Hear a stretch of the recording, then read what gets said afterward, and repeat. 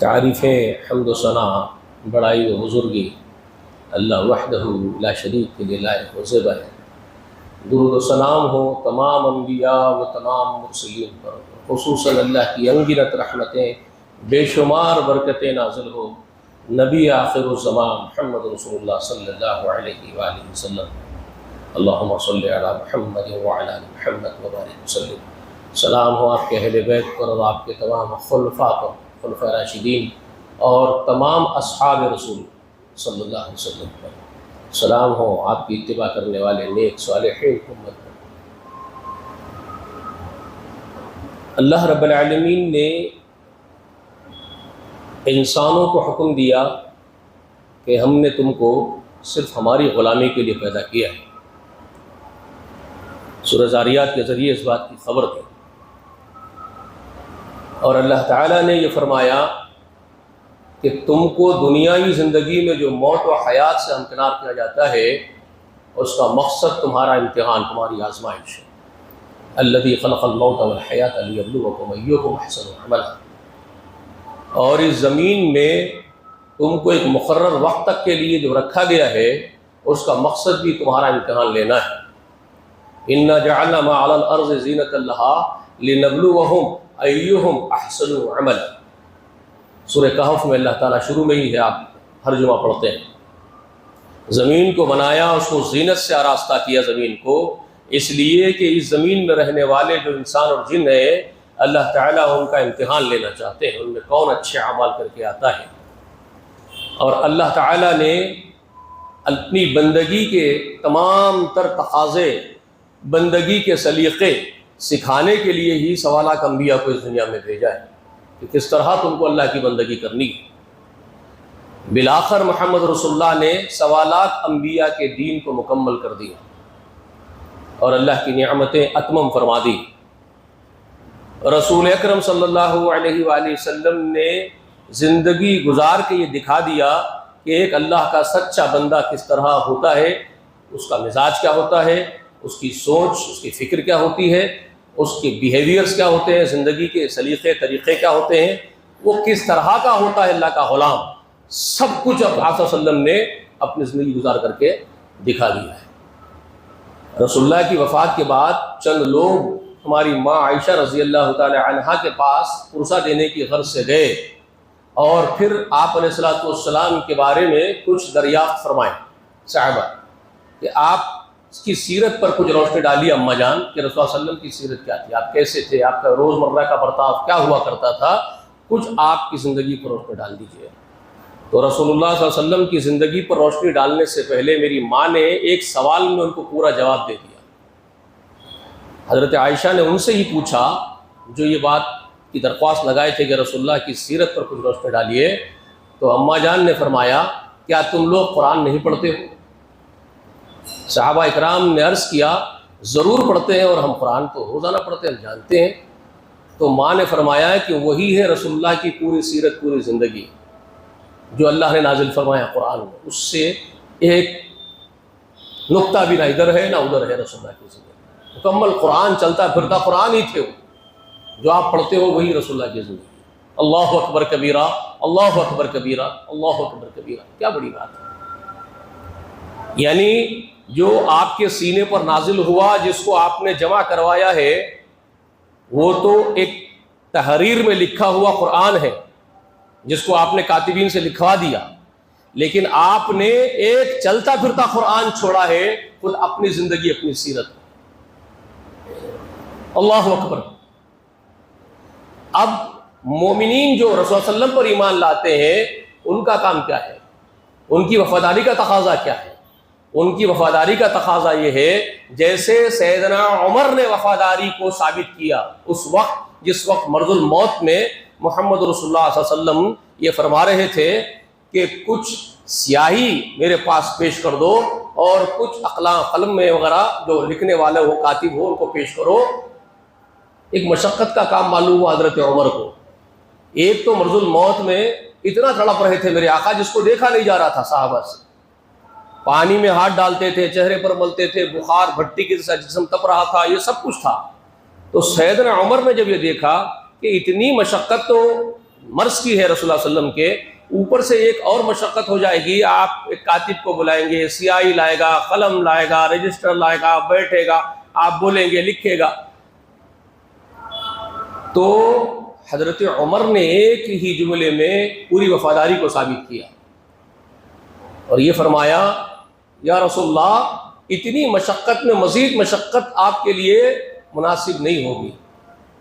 آپ کیا کہیں گے، جو بھی آپ چاہتے ہوں گے وہ آپ پر جو آپ کے رب نے نازل کیا ہے اس میں سب کچھ موجود ہے. سیدھی سی بات ہے نا، کیونکہ ماں عائشہ خود فرما رہی ہے کہ رسول اللہ کی زندگی چلتا پھرتا پورا قرآن ہی ہے. صحابہ کو جواب ہی یہ دیا اما جان نے. تو حضرت عمر تو اس مزاج سے بخوبی واقف تھے، بہت دانشمند اور دور اندیش تھے. تبھی تو رسول اللہ نے آپ کے بارے میں کہا تھا کہ اگر نبوت مجھ پر نہ ختم ہوتی تو عمر میرے بعد شاید نبی ہوتا. اتنی دور اندیشی تھی. تو آپ تو اس کو بھانپ لیے تھے. تبھی تو آپ نے یہ بات فرمائی تھی کہ رسول اللہ حسبنا کتاب اللہ، ہمارے لیے اللہ کی کتاب ہی کافی رہے گی، کیونکہ اس میں وہ سب کچھ ہے جو آپ چاہتے ہیں. مزید مشقت کی آپ کے لیے اب کیا باقی رہ جاتا ہے؟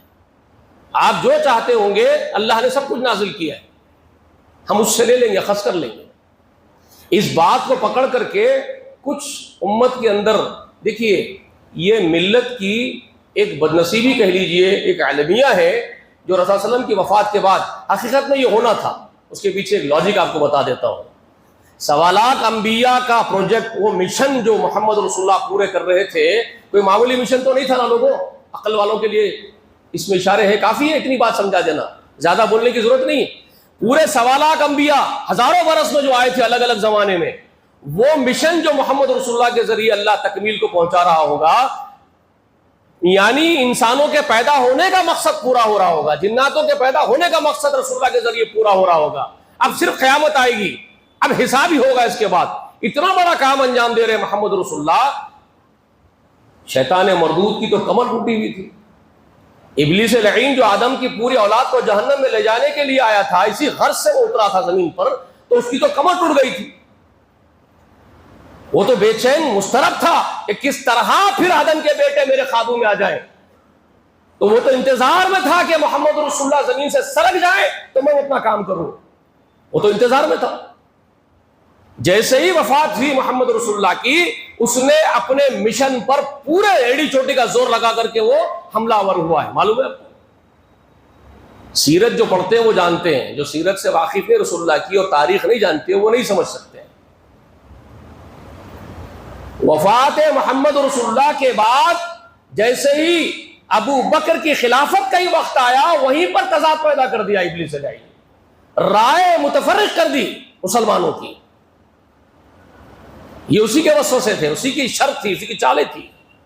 لیکن بالآخر ابو بکر صدیق پر اکتفا کر لیا امت نے، اور وہ خلیفۃ الرسول بنے. رسول اللہ کے خلیفہ ہونے کا ان کو شرف اللہ نے رکھا تھا. اب اس کی پیشن گوئیاں خود رسول اللہ نے کی تھی.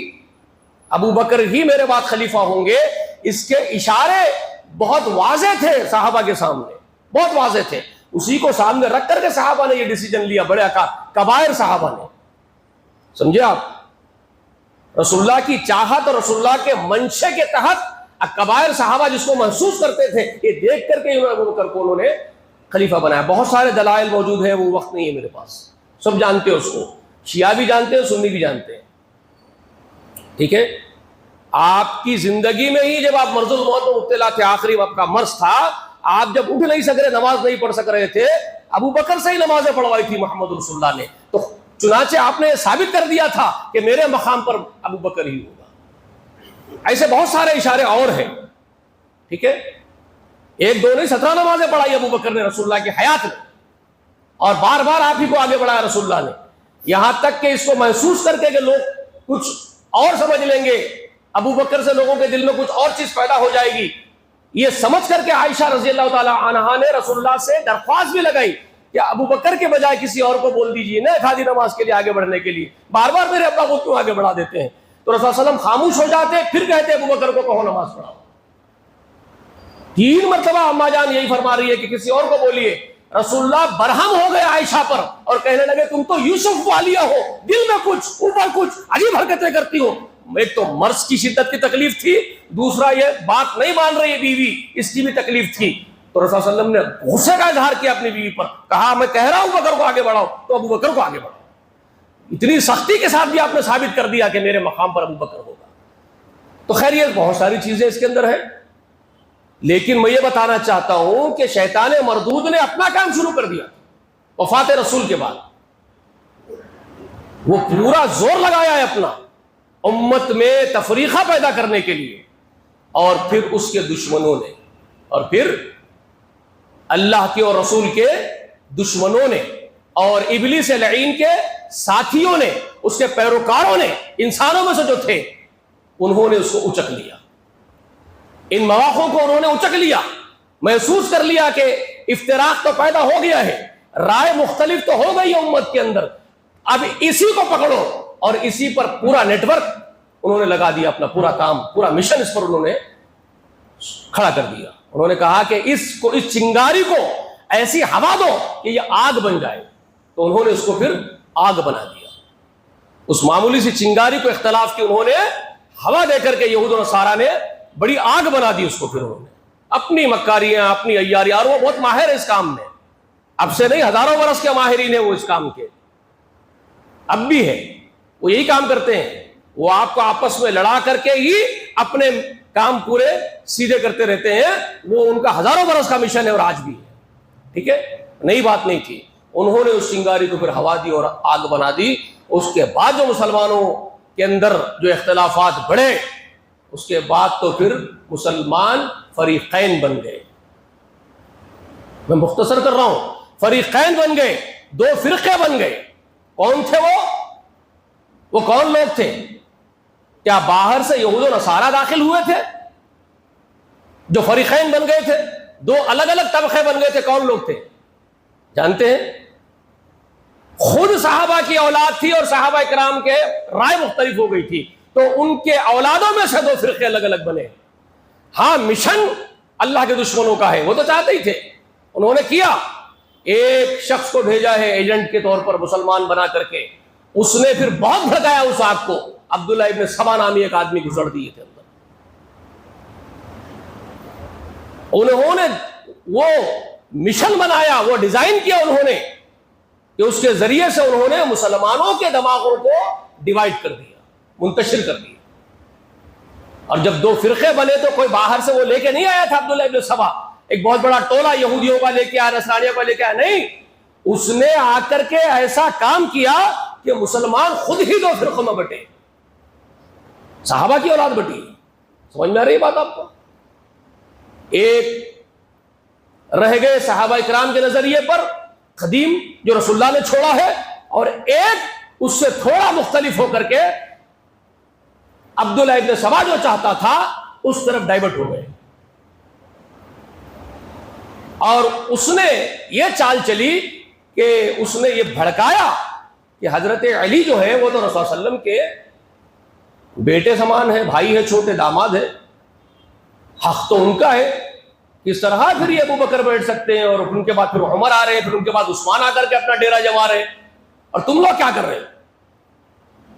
تمہاری غیرت کہاں مر گئی؟ یہ اس نے علی کی محبت کے نام پر ایک بھیانک نظریہ کھڑا کر دیا اس نے، شیعہ علی کہہ کر. ٹھیک ہے، لیکن میں یہ نہیں کہہ سکتا کہ وہ کافر لوگ تھے. کوئی نہیں کہہ سکتے. آپ بول سکتے ہیں کہ وہ جو مسلمان کھڑے ہوئے تھے حضرت علی کی محبت میں، کیا وہ کافر تھے؟ ان کو کافر بولنے والوں کو ہی خوارج کہا گیا ہے. جانتے ہیں آپ، جنہوں نے یہ کہا کہ سیدنا علی کے ساتھ جو لوگ کھڑے ہو گئے ہیں وہ کافر ہیں، اور جو معاویہ کے ساتھ کھڑے ہو گئے وہ بھی کافر ہیں، وہی لوگ تھے خوارج. وہ خوارج تھے جو مسلمانوں کو اسلام سے نکال دیتے تھے. بات سمجھ میں آ رہی ہے آپ کو؟ ان کو کافر بولنا ہی خوارج لوگوں کا کام ہے. کن کو کافر بولنا؟ وہ جو حضرت علی کی محبت میں کھڑے ہوئے، ان کو کافر بولنا، یا معاویہ کے ساتھیوں کو کافر بولنا، دونوں میں سے کسی کو کافر بولنا کس کا کام ہے؟ خوارج کا کام ہے. انہوں نے دونوں کو کفر کے فتوے دیے. بات دماغ میں بٹھاؤ اور صحیح ہو جاؤ. مسلمانوں کا کام یہ نہیں ہے. مسلمانوں کا کام یہ ہے جو اللہ اور اس کے رسول صلی اللہ علیہ وسلم پر ایمان لائے، جیسے کہ مسلم شریف کی بہت معتبر واضح حدیث ہے جو عقیدے کی بنیاد ہے۔ رسول اللہ فرماتے ہیں کہ جو ہمارے کلمے کی گواہی دے، توحید اور رسالت کی جو گواہی دے، اور جو ہماری نماز کی طرح نماز پڑھے، جو ہمارے کعبے کی طرف رخ کرے، اور جو ہمارے ذبیحہ جیسا ذبح ہمارا ذبیحہ کھائے، رسول اللہ کیا فرماتے ہیں؟ ہوا مسلم، ہوا مسلم، تو وہ مسلمان ہے، اس پر کفر کا فتویٰ نہیں لگے گا۔ یہ ہے بنیاد عقیدے کی جو رسول اللہ صلی اللہ علیہ وسلم نے چھوڑ دیا۔ فتویٰ دینے والے مفتیوں کے لیے رسول اللہ نے ایک بیسیکلی فارمولا دے دیا، فارمولا جو بیس ہے، کلیئر فارمولا رسول اللہ نے دے دیا کہ کوئی مفتی فتویٰ دینے سے پہلے یہ بیس کو دیکھے گا۔ جو بھی اللہ کے رسول فرماتے، جو بھی ہمارے کلمے کی گواہی دے، اللہ کی توحید، رسول اللہ کی رسالت کی، اور ہماری نماز کی طرح وہ نماز پڑھ لے، اور ہمارے کعبے کی طرف رخ کرے، ہمارا ذبیحہ تناول کرے، وہ ہوا مسلم، وہ مسلم ہے۔ ہمارا کام کسی کو کفر تک پہنچانا نہیں۔ ہاں، اس میں جہاں جہاں غلطیاں ہوں گی وہ اس درجے کا کافر ہوتا جائے گا۔ سمجھ میں آ گئی بات آپ کو؟ توحید باری تعالیٰ میں گڑبڑ کرے گا تو جتنا گڑبڑ کرے گا اتنا کفر تک پہنچے گا۔ رسول اللہ کی رسالت میں گڑبڑ کرے گا، ایمان بالرسول ہونے میں، تو جہاں تک گڑبڑ کرے گا وہاں تک کفر میں جائے گا۔ نماز میں جہاں تک رسول اللہ کی نافرمانی کرے گا اس حد تک وہ کفر میں جائے گا۔ بات سمجھ میں آ رہی ہے؟ خانہ کعبہ کے طواف میں اگر کسی چیز کو شریک کرے گا تو اس درجے کا کافر ہوگا۔ جس رکن میں وہ رسول اللہ کی نافرمانی کرے گا وہ اس کا کفر کا ارتکاب کرے گا۔ اب ہمیں جب تک یہ واضح نہ معلوم ہو جائے یقینی طور پر کہ یہ ان چیزوں میں کھلا کافر ہے، تب تک ہم اس کو کفر کا فتویٰ نہیں دے سکتے، کیونکہ اس نے ظاہری اعلان کیا ہے کہ ہم اللہ پر ایمان لائے، محمد رسول اللہ کی رسالت پر ایمان لائے، ہم خانہ کعبہ کو اپنا مرکز مانتے ہیں توحید کا، اسی کا طواف کرتے ہیں، اسی کی طرف رخ کر کے نماز پڑھتے ہیں، اور ہم رسول اللہ کی 5 نمازیں اور پورے ارکان کو مانتے ہیں، تو فہو مسلم، اور اللہ کے رسول کا ذبیحہ تناول کرتا ہے، فہو مسلم۔ اب اس پر ہم کفر کا فتویٰ اس وقت تک نہیں لگائیں گے جب تک کہ ہمیں پورا علم نہ ہو اس کے کفر کا۔ سمجھ میں آئی بات آپ کو؟ تو اپنے زبانوں کو قابو میں رکھ لینا یہ ہمارے لیے بہتر ہے۔ اب رہی بات دنیا میں اللہ کی بندگی کے تقاضے، جو محمد رسول اللہ نے جو سیرت چھوڑی ہے اس میں رسول اللہ نے کیا کیا ہدایات فرمائی، چھوڑے سے وقت میں آپ کو بتا دیتا ہوں۔ یہ بیسیکلی باتیں آپ کو بتا دیا۔ یہ میں اس لیے بتا رہا ہوں کیونکہ اب اس وقت میں جو دیکھ رہا ہوں، اس وقت مجھے ایسے لگ رہا ہے کہ پھر سے علی اور معاویہ کے دور میں چلے گیا۔ مجھے ایسے محسوس ہو رہا ہے کہ غالباً پھر سے معاویہ کے اور علی کے دور میں ہم پہنچ گئے رضی اللہ تعالی عنہما، اور وہی باتیں آپ کر رہے ہیں۔ تو اس سے مجھے یہ بات کلیئر سمجھ میں آ رہی ہے کہ دشمن بہت ہوشیار ہے۔ دشمن نے جو آگ لگائی ہے آج سے 1450 برس پہلے، وہ اس آگ کو زندہ رکھنے کے لیے وہ پورا انتظام بھی کر کے بیٹھا ہوا ہے۔ بات سمجھ میں آ رہی ہے؟ وہی 1400 برس پہلے کی آگ کو زندہ رکھنے کا اس نے پورا بندوبست کر کے اس نے رکھا ہے، اور ابھی تک وہ مشن اس کا جاری ہے۔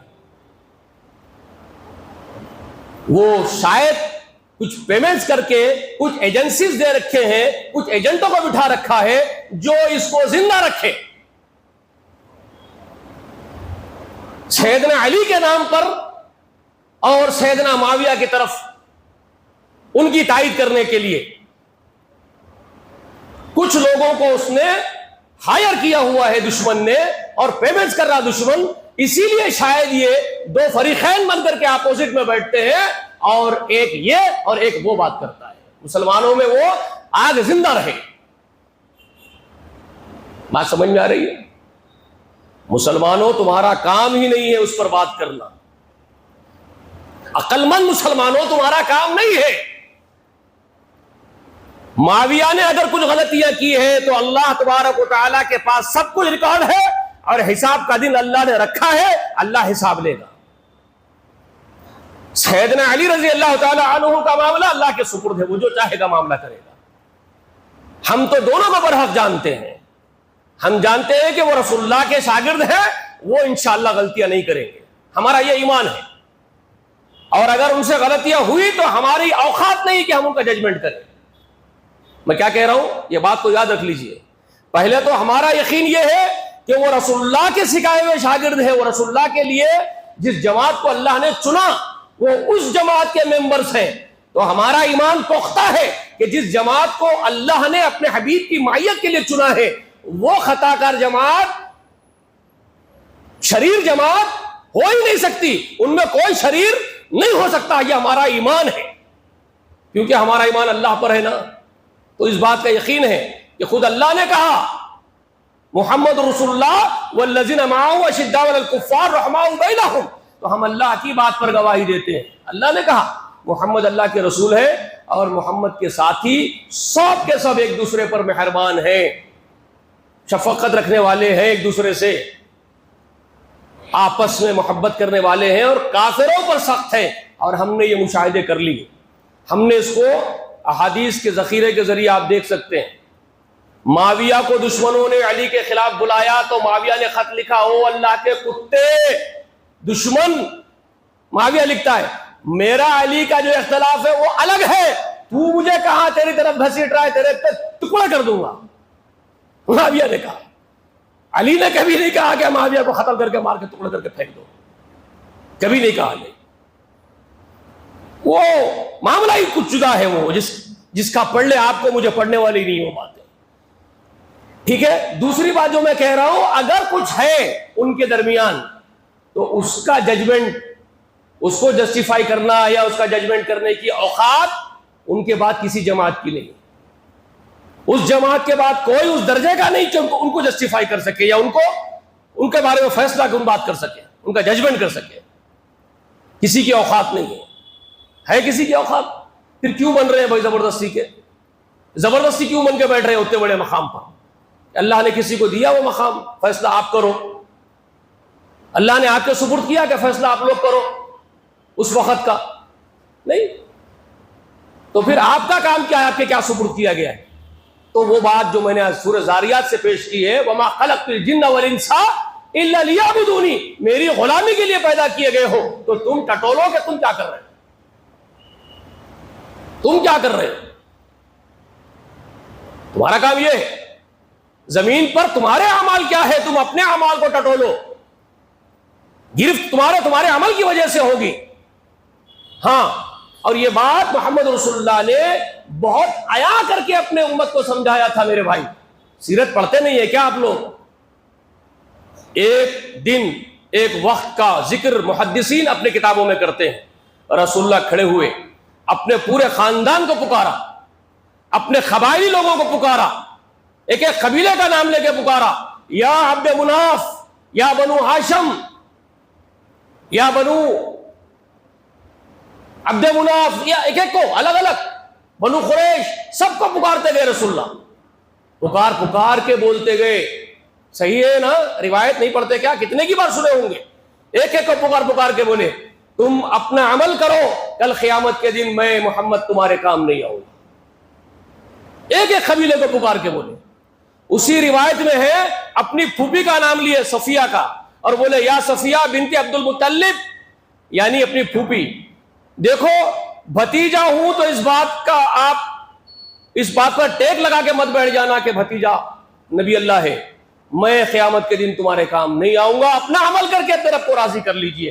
یہ سب کو بولے تھے, قبائلوں کو بولے, خاندان کو بولے, پھوپھی کو بول دیے. اس سے بہت بڑھ کر کے رسول اللہ نے احساس دلا دیا امت کو, ایک ایسا نام لیا جس کے بعد کچھ باقی نہیں رہ جاتا. پکارے یا فاطمہ بنت محمد, اے محمد کی بیٹی فاطمہ, سن بیٹا, اعملی, اپنا عمل کر, میں قیامت کے دن تیرا ابو نبی اللہ ہونے کے باوجود تیرے کام نہیں آؤں گا اگر تو عمل نہ کرے. اپنے عمل کے ذریعے اپنے رب کو راضی کر. تو رسول اللہ نے یہ بتا دیا کہ تم اپنے عمل کے جواب دہ ہو, تمہارے فیصلے تمہارے اعمال کے مطابق ہوں گے. پوری امت کو بتا دیا. تو آپ کیا کر رہے ہو؟ تو اب اللہ تبارک و تعالی قرآن مجید کے ذریعے سے آپ کو جو آرڈیننس دیتے ہیں, آپ کو پورے کام کرنے ہیں. آپ کو کیا حکم آتا ہے؟ اللہ کی اطاعت کرتے رہو، محمد رسول اللہ کی اطاعت کرتے رہو. وَمَن يُطِعِ اللَّهَ وَرَسُولَهُ فَقَدْ فَازَ فَوْزًا عَظِيمًا. جو اللہ اس کے رسول کی اطاعت کرتے رہیں گے وہی اصل بہت بڑی کامیابی پائیں گے.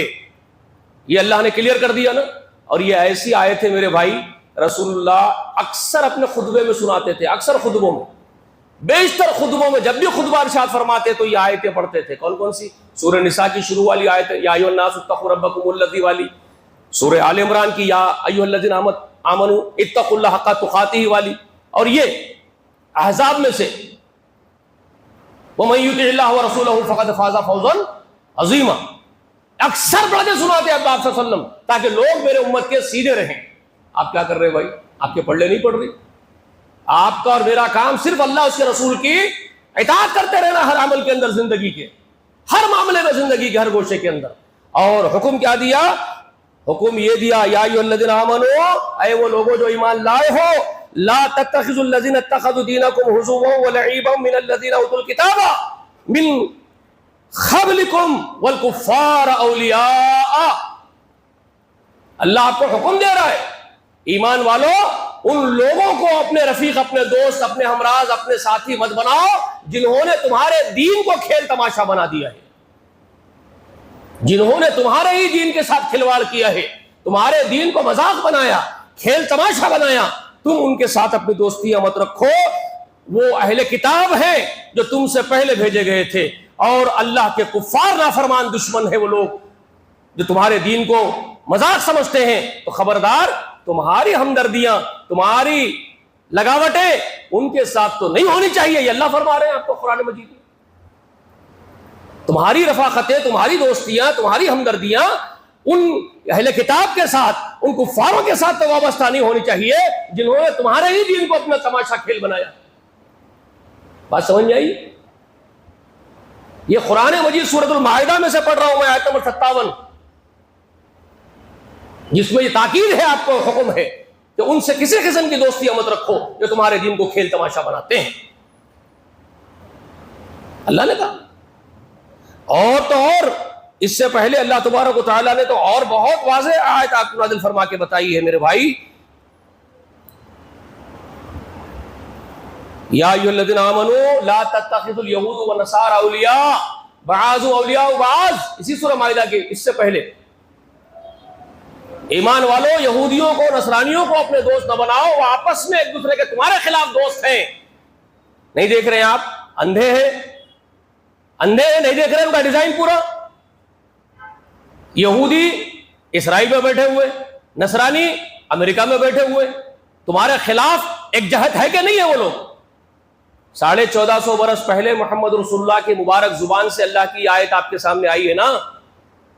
کون بیان کر رہے تھے؟ یہ کس کے سینے پر اترا ہے؟ محمد رسول اللہ کا. کون اتارا ہے؟ کائنات کا خالق. اور یہ بات کی خبر آپ کو دے رہا ہے کہ وہ آپس میں تمہارے خلاف ایک جٹ ہے، تم ان کے ساتھ کوئی ہمدردی، کوئی محبت نہ رکھو. نہیں سمجھ میں آ رہی بات؟ بات نہیں سمجھ میں آ رہی ہے؟ اللہ تبارک و تعالیٰ نے فرمایا فَتَرَى الَّذِينَ فِي قُلُوبِهِم مَّرَضٌ يُسَارِعُونَ فِيهِمْ. اے محمد رسول اللہ تم دیکھو گے جن کے دلوں میں نفاق کی بیماری ہے، جو اپنے آپ کو مسلمان کہتے ہیں لیکن ان مسلمانوں کے دلوں میں نفاق کی بیماری جن کے دلوں میں ہے، وہ انہی یہود و نصارہ میں گھسے جاتے ہیں. اور یقولون، اور کہتے یہ ہے نخشى ان تصیبنا دائرۃ. اور کیا کہتے ہیں؟ ان کے بہانے کیا ہوتے ہیں؟ جو نفاق والے ہیں مسلمان، وہ اکثر یہود و نصارہ کے ساتھ کھڑے رہتے ہیں، ان کے ساتھ اسٹینڈ لیتے ہیں، اور اوپر سے کہتے کیا ہے؟ یقولون، اور کہتے ہیں نخشى ان تصیبنا دائرۃ، کہ ہم کو اس بات کا خوف ہے کہ اگر ہم ان کے ساتھ نہیں دیے تو کوئی مصیبت ہم پر آ جائے. یہ نفاق ہے. یہ کون فرما رہے ہیں؟ یہ اللہ رب العالمین فرما رہے ہیں سورہ مائدہ میں. یہ بیماری ہے ان کے دلوں کی، جو یہ سمجھتے ہیں کہ ان کا ساتھ دینا ضروری ہے ورنہ ہم مصیبت میں آ جائیں گے. یہ تصور، یہ کانسیپٹ ان کے دلوں کے نفاق کی بیماری ہے، جس کی وجہ سے یہ تصور ہے. سمجھ میں آ رہی ہے بات آپ؟ یہ قرآن کی باتیں بتا رہا ہوں میں آپ. اور اللہ تبارک و تعالیٰ کیا فرماتے ہیں؟ یا ایھا الذین آمنوا من یرتد منکم عن دینہ فسوف یأتی اللہ بقوم ایمان والو اگر تم اپنے دین سے پھر جاؤ گے تو کوئی بات نہیں ہے، اللہ تعالیٰ تمہاری جگہ دوسری قوم کو اٹھائے گا اور تم جیسی نہیں ہوگی، تمہاری ضرورت پھر اللہ کو نہیں رہے گی، تمہارا صفایا کر دے گا اللہ تبارک و تعالیٰ، اور تمہاری جگہ پھر دوسرے لے آئے گا، پھر وہ تمہارے جیسے نہیں ہوں گے، وہ کیا کریں گے؟ یحبوہم ویحبونہ، اللہ ان سے محبت کرتا ہوگا اور وہ اللہ سے محبت کرنے والے ہوں گے، اور اذلۃ علی المؤمنین عزۃ علی الکافرین، وہ مومنوں پر نرم ہوں گے اور کافروں کے دشمن ہوں گے۔ ہاں، وہ کافروں کے حق میں نرم گوشہ نہیں ہوں گے، وہ دوسرے جو اللہ اٹھائے گا تمہارے خلاف، پھر وہ لوگ وہ ہوں گے جو کافروں پر سخت ہوں گے اور مومنوں پر نرم ہونے والوں کو اللہ اٹھائے گا، اللہ ان سے محبت کرے گا، وہ اللہ سے محبت کریں گے۔ اگر تم پھر جاؤ گے تو اللہ تمہاری جگہ دوسرے لے آئے گا۔ یہ اللہ پر بتا رہے ہیں سورہ مائدہ کے اندر میرے بھائی۔ اس کے بعد اللہ تعالیٰ کیا فرماتے ہیں؟ انما ولیکم اللہ ورسولہ والذین آمنوا الذین یقیمون الصلاۃ ویؤتون الزکاۃ وہم راکعون۔ اللہ فرماتے ہیں کہ یقیناً تمہارے دوست، تمہارے ولی تو اللہ ہے اور اللہ کا رسول ہے، اور ایمان والے ہیں جو نماز قائم کرتے ہیں، زکوٰۃ دیتے ہیں، اور وہ اللہ کی طرف جھکے جانے والے ہیں۔ کس کی طرف جھکتے ہیں؟ اللہ کی طرف جھکاؤ ہے ان کا، جن کا جھکاؤ اللہ کی طرف ہے، خشیت پر، تقوی پر، اخلاص پر ہے، وہ ہے اللہ کے دوست۔ اللہ ان کو اپنے دوست رکھتا ہے اور وہ اللہ کو اپنے دوست رکھتے ہیں۔ سمجھ گئے؟ تو یہ سب باتیں اللہ تبارک و تعالیٰ سورۃ المائدہ میں فرما رہے ہیں، اور یہ فرما رہے ہیں کہ وَمَن يَتَوَلَّ اللَّهُ وَرَسُولَهُ وَالَّذِينَ آمَنُوا فَإِنَّ حِزْبَ اللَّهِ هُمُ الْغَالِبُونَ۔ یہ تو اب کب ہوگا مجھے نہیں معلوم، فی الحال تو اس کے حالات نہیں ہیں۔ اللہ تعالیٰ فرما رہے ہیں جو اللہ کو اور اس کے رسول کو اور ایمان والوں کو اپنا دوست بنا کے رکھتے ہیں، وہ اس بات کو جان لے کہ اللہ ہی کی جماعت، اللہ ہی کا لشکر وہ غالب رہنے والا ہے۔ ابھی تو اللہ کا کوئی ایسا لشکر مجھے زمین پر نظر ابھی تک تو نہیں آ رہا ہے۔ اس کے پیچھے بہت ساری احادیث ہے رسول اللہ صلی اللہ علیہ وسلم کی۔ آپ صلی اللہ علیہ وسلم فرمائے تھے کہ امام مہدی جب آئے گا تو وہ زمین کو خیر سے بھر دے گا جیسے کہ وہ اس سے آنے سے پہلے شر سے بھر چکی ہوگی۔ یہ پیشن گوئی میں رسول اللہ علیہ وسلم کی کیا ہے؟ بہت ایک لطیف اشارہ ہے۔ ایک لطیف اشارہ کیا ہے؟ کہ زمین میں شر بھر جائے گا پوری طریقے سے، وہ بھرتا جا رہا ہے۔ اب زمین پوری شر سے بھرتی جا رہی ہے، خیر ختم ہوتا جا رہا ہے۔ امام مہدی جب آئیں گے تب خیر آئے گا، جب وہ زمین کو خیر سے بھریں گے جیسے کہ وہ شر سے بھری ہو چکی ہوگی۔ اس لیے اب کسی ایک طرف جھکاؤ اپنا رکھ کے، کسی ایک طرف دوڑنا آپ کا کہ یہ ایک جماعت ہے جو اللہ کے لیے لڑ رہی ہے، یہ تصور رکھنا یہ غلط ہے۔ اگر آپ یہ سوچیں گے کہ یہ ایک جماعت اس وقت کھڑی ہوئی ہے اور یہ اللہ کا لشکر ہوگا، یہ اللہ کے لیے لڑ رہے ہوں گے، آپ ایسا فیصلہ ابھی نہیں کر سکتے، کیونکہ ابھی زمین میں صرف فتنے ہیں، شر ہے۔ آپ صلی اللہ علیہ وسلم فرمائے تھے زمین پر فتنے آسمان سے ایسے برسیں گے جیسے بارش برستی ہے، ہر گھر میں فتنہ داخل ہوگا۔ رسول اللہ نے حکم دیا تھا اپنے دروازے کھڑکیاں بند کرو اور گھروں میں مقید ہو جاؤ۔ صحابہ کرام، ایک اور حدیث ہے، صحابہ کرام میں سے کسی نے پوچھا رسول اللہ آپ فرما رہے ہیں کہ پورا شر ہی شر ہو جائے گا، کوئی خلیفہ نہیں ہوگا، کوئی خلافت نہیں ہوگی، کوئی جماعت نہیں ہوگی مسلمانوں کی، جب کچھ بھی نہیں ہوگا سب اپنے اپنے خواہشوں پر بھاگ رہے ہوں گے، تو ایسے میں ہم کس طرف جائیں؟ ایک صحابی پوچھتے ہیں ایسے میں آپ کا حکم کیا ہے، ہم کس طرف جائیں؟ تو رسول اللہ فرماتے ہیں کہ کسی طرف مت جاؤ، کسی طرف مت جاؤ، سب کو چھوڑو۔ تو وہ صحابی پوچھتے تو پھر جیے کیسے؟ جینا دشوار ہو جائے گا۔ تب آپ صلی اللہ علیہ وسلم نے فرمایا تھا وہ حدیث ہے کہ اگر تم کو جنگلوں میں جانا پڑے، پتے چبا کے نہیں گزارنا پڑے، پتے چبا کے جی لینا، لیکن کسی طرف نہیں جانا۔ وہ فطروں کا دور ہوگا، یہ دور ہے۔ انشاءاللہ میں سمجھ رہا ہوں، جو بات سمجھ رہا ہوں تو غلط نہیں ہوگی، یہی وہ دور ہے۔ آپ کسی طرح دوڑیں گے فتنہ ہے، کیونکہ یہاں اللہ والا کون ہے، کون دشمنوں کا ساتھ دے رہا ہے؟ کسی کے پڑھ لے کچھ بھی نہیں پڑھ رہا ہے، کچھ بھی نہیں پڑھ رہا ہے، بظاہر کچھ دکھ رہا ہے لیکن دجل ہی دجل ہے، کیونکہ یہ دور دجال کا ہے۔ دجال اب ظاہر ہونے والا ہے، اس کا گراؤنڈ بن چکا ہے۔ تو دجل کا مطلب ہی فریب ہے، جانتے ہیں دجل کا مطلب کیا ہے؟ فریب، جس میں بات غلط ہی غلط نظر آتی ہے، ظاہر دکھتا کچھ ہے ہوتا کچھ اور ہے، وہ دجل جس کو کہتے ہیں، دکھتا کچھ اور ہے ہوتا کچھ اور ہے، یہ وہ دور ہے۔ اب آپ سوچیں گے ایک ملک پورے مسلمانوں کے طرف سے لڑ رہا ہے تو وہ مجاہد ملک ہے، وہ دکھ کچھ اور رہا ہے کیا ہمیں نہیں معلوم، ہمیں کچھ نہیں معلوم کیا ہو رہا ہے، ہم کچھ نہیں جانتے کیا کھیل ہو رہا ہے، ہم کھیل کو نہیں جانتے، کیونکہ دور دجل ہے، چاروں طرف دجل ہے، تو اب فیصلہ کن بات کچھ بھی نہیں کر سکتے۔ سمجھ میں آئی بات؟ تو اس وقت کیا کریں گے مسلمان؟ کیا کریں گے؟ اپنے زبانوں کو لگام لگائیں گے، چپ رہیں گے، گھروں میں رہیں گے، کسی کی تائید نہیں کریں گے، کسی کی نہیں، میں کہہ رہا ہوں کسی کی تائید نہیں۔ ہاں یہاں پہ کیا ہو گیا، فریقین بن کے بیٹھ گئے آپ، ایک اس طرف ایک اس طرف ہو گئے۔ ضرورت نہیں ہے آپ کو، جنہوں نے اللہ کی نافرمانیاں کی ان کو بھی خمیازہ بھگتنا ہے۔ رسول اللہ نے فرمایا، مسلم شریف میں حدیث ہے مستند، حضرت زینب بنت جہش ہماری ماں فرماتی ہے رسول اللہ سو کے اٹھے، خواب میں سے اٹھنے کے بعد آپ فرمانے لگے عربوں کے لیے ہلاکت آ گئی ہے، بربادی ہو گئی ہے۔ اما جان گھبرا گئی، پوچھتی ہے رسول اللہ اس کے اندر نیک لوگ بھی ہوں گے، ایسا کیوں ہوگا کہ ہلاک ہو جائیں گے؟ تو رسول اللہ نے فرمایا بے حیائی اور نافرمانیاں انتہا کو پہنچ جائے گی تب اللہ تعالیٰ ان کو ہلاک کر دے گا۔ کہا ان میں نیک لوگ بھی ہوں گے؟ تو فرمایا جی نیک لوگ بھی ضرور ہوں گے، لیکن اپنی نیتوں کے اعتبار سے حشر کے دن اجر دیے جائیں گے، لیکن تباہی ہوگی۔ یہ رسول صلی اللہ علیہ وسلم نے فرمودات فرمائے ہیں، کتاب الفتن میں آپ دیکھیں گے پہلی حدیث امام مسلم نے لکھی ہے یہ حضرت زینب۔ تو یہ سب ہوگا، آپ کو کسی طرف تائید کرنے کی ضرورت نہیں ہے۔ یہاں پر کیا ہو گیا ہے، فریقین بن گیا، آپ کا یہ فریقین میں بٹنا خود فساد ہے، خود انتشار ہے، خود ایک فتنہ ہے، یاد رکھو۔ آپ کو اسی طرف رہنا ہے جیسے کہ اللہ نے فرمایا انما ولیکم اللہ ورسولہ والذین آمنوا، بے شک تمہارے ولی تو اللہ ہے، اس کے رسول ہے اور ایمان والے ہیں۔ صحابہ کرام بس وہاں جمے رہو، وہاں سے مت ہٹو۔ اللہ تعالیٰ کہنے سننے سے زیادہ عمل کرنے کی توفیق مجھے اور آپ کو عطا فرمائے، آمین یا ارحم الراحمین۔